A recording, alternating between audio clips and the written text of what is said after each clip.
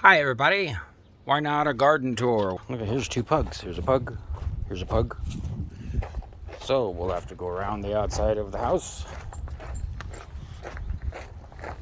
If you remember my last running garden tour, you can see that at least some progress is being made on the hoarding and keeping of too much junk. Like there's a bunch of starts that we haven't planted yet. Pretty late, like that tomato could probably go over there in the corner. Part of the reason for this video is to show my friend Michelle from Michelle's Healing Home this beautiful mugwort that last year I forgot about and didn't get to harvest, and it came back, and so that was exciting. So we've got some garden beds kind of going to seed, some cucurbits. We got a lot of showy milkweed that shows up, so we just let it grow. A little rose over here. But yeah, these garden towers are a great thing if you've never had one. We got some off of the Facebook Marketplace, my favorite place to shop. Bunch of mint, bunch of herbs. Very herbaceous. Got some, of course, keep some lemon balm on your porch, keeps the bugs away if you want to sit and lounge in your chair. Got my funky bonsai.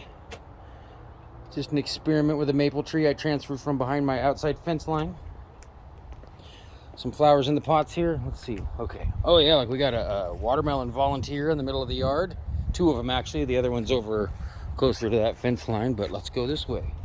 Here's the bench that broke yesterday when I was trying to put it together.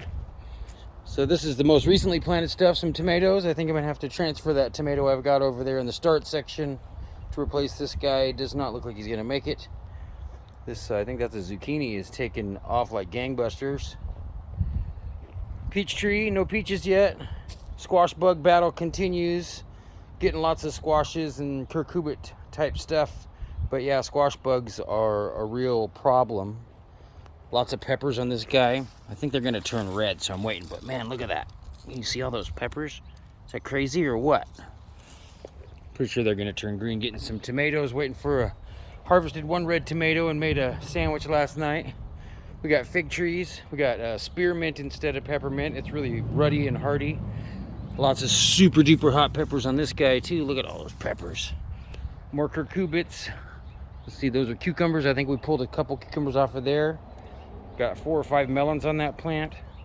This pear tree, grafted with 3 different types of pear fruit, is going nuts. Like I just shoved a tool in there because that branch got so heavy so fast I didn't have time to make a thing. Saying this branch really needs to be propped up. It broke once already. So this guy's kicking ass. I just need to give him more help.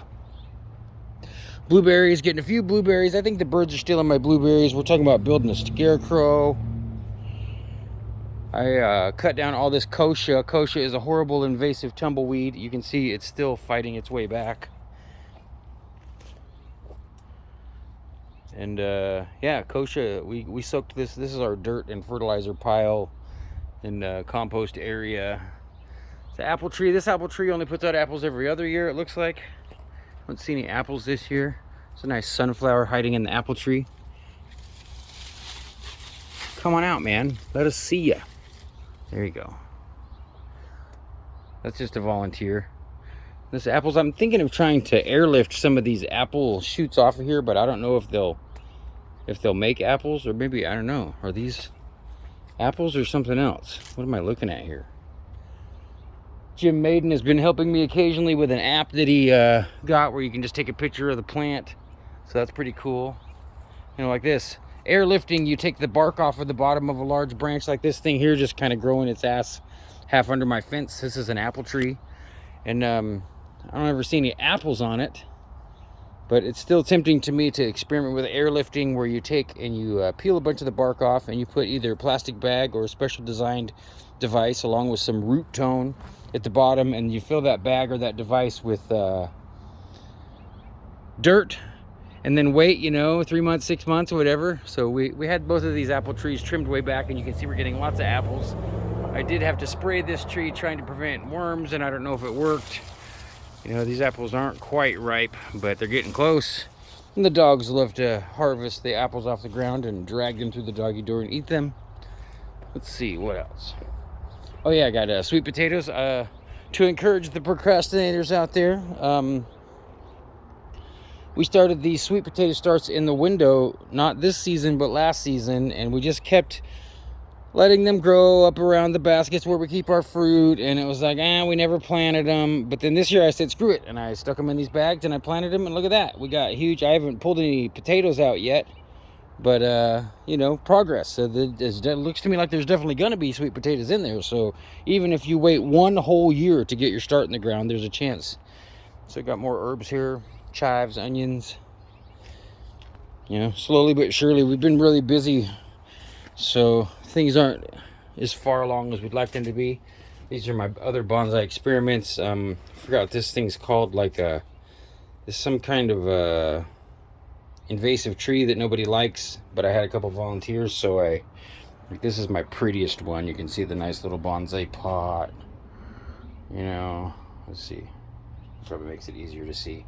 2 trees, a little maple tree in there, and my Irish moss. Jim planted these date palms and sent them along with me, because it's probably just because I left date seeds at work, and so he did an experiment, and so we got 2 date palms that are successfully trying to grow. So that's pretty awesome. They're, you know, just so people know, date palms are not going to they are not true to seed. In other words, if you get a yummy date, that doesn't mean you can plant the seed and get a yummy date palm tree. It's different than that. They lift or use starts. So I keep trying to add more raspberries to my raspberry patch. All of those rain gutters are going to be hung up on this fence, and we're going to have strawberries on this fence. You can see I kind of tried to tie the blueberry back. The blueberries pushing out into the yard, so we're probably going to transfer those starts after this season down here to this, because I've planted raspberries here 2 or 3 times and they just don't take, like this guy right here. Like, I don't know if he's going to make it. He doesn't look happy. I tried, you know, went and gave somebody $10 on Facebook and brought the thing home, and it was so hot when I planted it. I think I could have waited. But we got a grape. This is, I think, the 3rd year for the grape, and it's finally taken off, and we're trying to train it down the fence line here. And really, I think that's about it. That's the garden tour. The inspiration for this video was because I just bought some products from Michelle's Healing Home. I caught the very end of her live stream with Mario, and she had an offer of her mugwort tincture along with some kind of anointing oil, calling it the Dream Team. Yeah? You guys hear the fire? Yeah? Fire trucks? Good girl. Is it loud? Yeah. This is Baja. That's Pagana. But yeah, I encourage you to garden, of course. Looks like we're gonna pull down a decent harvest. I mean, there's actually almost as much stuff, maybe more, in the front yard, but I'm not gonna go out there and do that right now because I got to get my ass back to work in the shop here. To trying Michelle's products because it's gonna help me continue my work of documenting and exploring my own dreams, and even exploring the chance to become lucid while you dream. So yeah, anyways, I think 8 minutes and 34, 5, 6, 7, 8 seconds is enough. Okay, bye.